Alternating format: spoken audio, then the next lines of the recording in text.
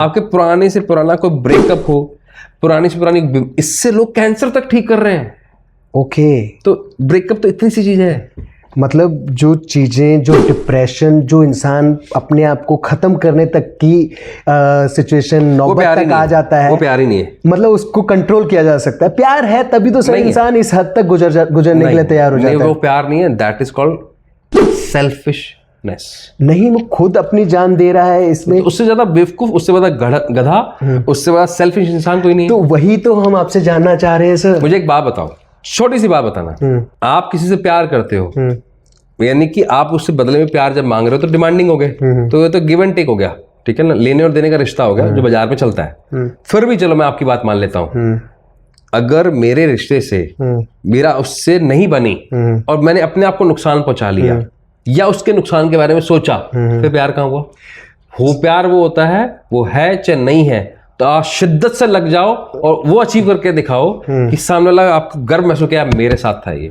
Sir ऐसा भी तो होता है ना, जैसे सपोज मान लीजिए आप पूजा हैं, मैं आपके प्यार में इस कदर पड़ गया हूँ कि अब आपके सिवा ना मैं सोच पा रहा हूँ, ना खा पा रहा हूँ, ना जी पा रहा हूँ, मतलब आप ही दुनिया बन गए हो मेरी, और सडन आप मेरे को एक झटके में अपने आप से दूर कर दो, मेरा तो जीना ऑब्वियसली मरने जैसा हो गया ना। तो ऐसी ही सिचुएशन आती है ना जब जो कि हम सुनते हैं, जान दे दी या उसने उसके लिए जान दे दी। शॉर्ट टाइम पर है ना, डोपामाइन अति निकल चुका है। मींस इसको कंट्रोल किया जा सकता है, मींस इसे ओवरकम कर सकते हैं। 15 मिनट का काम है, तो इस चीज से ओवरकम कर सकते हैं 15 मिनट में। फीलिंग्स से सर ओवरकम कैसे किया जाए? फीलिंग्स इट्स नेचुरल सर, ये तो नेचुरल चीज है। वैसे तो देखो क्या एनएलपी पूरा प्रोग्राम है, आई एम नॉट, मैं उसका कोच नहीं हूँ। बहुत सारे हिंदुस्तान में बेहतरीन कोच बैठे हैं, आपको अच्छे अच्छे कोच मिल जाएंगे। आप प्रोग्राम ज्वाइन करो ना, और छोड़ो, आप स्पिरिचुअल आर्ट ऑफ लिविंग का कोई प्रोग्राम ज्वाइन कर लो, सदगुरु का कोई प्रोग्राम ज्वाइन कर लो, आपको समझ में आ जाएगा क्विकली। आप 15 मिनट में सारी चीजों को ब्रेन में रिवायर कर सकते हो। तो मतलब इन सब चीजों से ओवरकम कर सकते हैं। मतलब मैं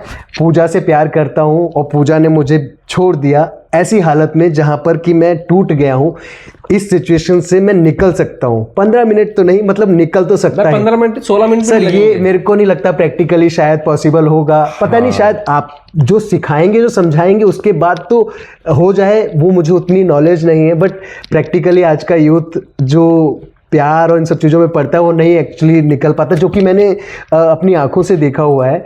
सो इस बारे में जानकर हम अब आज की बातचीत को सब विराम देंगे। मैं अपने आज की यूथ को इस बारे में डिटेलिंग में आपसे चाहूँगा कि पता चले कि कैसे हम इन सब चीज़ों से ओवरकम कर सकते हैं, कैसे हम इन सब चीज़ों से निकल सकते हैं, कैसे हम अपने माइंड को स्ट्रेस भी कर सकते हैं। ये मुझे बताइए सर, हम जानना चाहेंगे।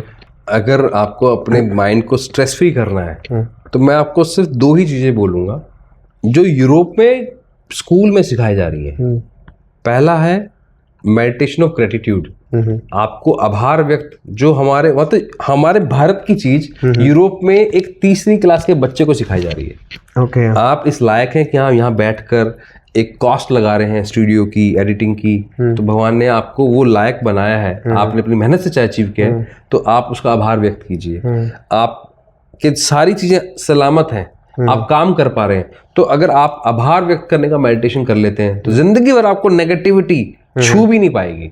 ये मैं लिख के दे सकता हूँ। क्यों? क्योंकि रिसर्च हार्वर्ड बिजनेस की, स्टैनफोर्ड यूनिवर्सिटी की, येल यूनिवर्सिटी की, जापान की एक बहुत बड़ी यूनिवर्सिटी, उसकी रिसर्च, मैसारो का अगर आप रिसर्च उठा लेंगे, कितनी मर्जी मैं रिसर्च दिखा सकता हूँ आपके ऊपर। तो पहला है ग्रेटिट्यूड का मेडिटेशन, दूसरा है फॉरगिवनेस का मेडिटेशन। अगर आपकी लाइफ में 2 चीजें आ जाएं, आपको ना स्ट्रेस छुएगा ना एंजाइटी छुएगी। फॉरगिवनेस मतलब माफ करना, माफ अपने आप को करना, किसी और कर नहीं करना। अगर इतनी जरूरत नहीं है तो यूरोप में हर स्कूल में क्यों सिखाई जा रही है? ओके। क्यों भारत के बारे में, भारत के जितने शास्त्रों के में इसमें क्यों लिखा हुआ है? क्योंकि इसका आपके ब्रेन पर डायरेक्ट इम्पैक्ट पड़ता है। रिसर्च कहती है अगर आप ग्रेटिट्यूड करने लग जाओ तो 30% ज्यादा चांसेस आपके सक्सेस होने के, सिर्फ एक दिन में सिर्फ 1.5 मिनट थैंक यू बोलने से।